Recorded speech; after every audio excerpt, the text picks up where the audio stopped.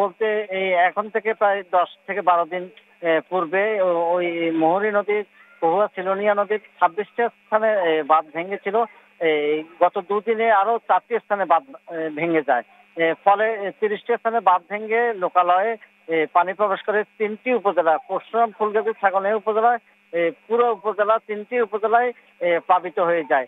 এবং গত 88 সালের বন্যার সাথে তুলনা করছেন স্থানীয় এলাকাবাসী। তারা বলছেন যে 88 সালের বন্যায় তারা এই ধরনের পানি দেখেছেন, এরপরে আর এই দীর্ঘদিন তারা এই ধরনের পানি দেখেন না। কিন্তু এবারে এই ভয়াবহ চিত্র, যেখানে পানি উঠেছে ঘরের চাল পর্যন্ত, যাদের বিল্ডিং রয়েছে তাদের ছাদ পর্যন্ত পানি উঠে গিয়েছে।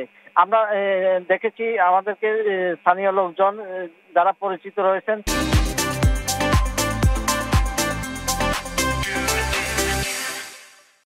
তারা জানিয়েছেন যে উদ্ধার করে তাদেরকে নিরাপদ স্থানে নিয়ে যাওয়ার জন্য। আমরা জেলা প্রশাসনের সাথে যোগাযোগ করেছি এবং জানিয়েছি, এবং তারা এই উদ্ধার কাজ করেছে সেনাবাহিনীর মাধ্যমে। সেনাবাহিনীর 6টি বোট দিয়ে তারা উদ্ধার কাজ করেছেন আজকে দিনভর।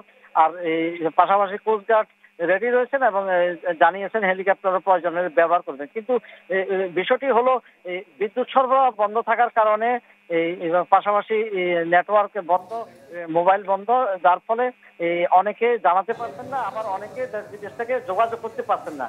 এতে করে অনেকে একটা চিন্তার মধ্যে পড়ে গিয়েছেন। সব মিলিয়ে পানি উন্নয়ন বোর্ড যদি যে প্রকল্পটি গ্রহণ করে। দিলদারকে ধন্যবাদ জানাতে চাই। দিলদার হোসেন আমাদের সাথে যুক্ত হয়েছিলেন, ফেনীর বন্যা পরিস্থিতির খবর আমাদেরকে জানাচ্ছিলেন।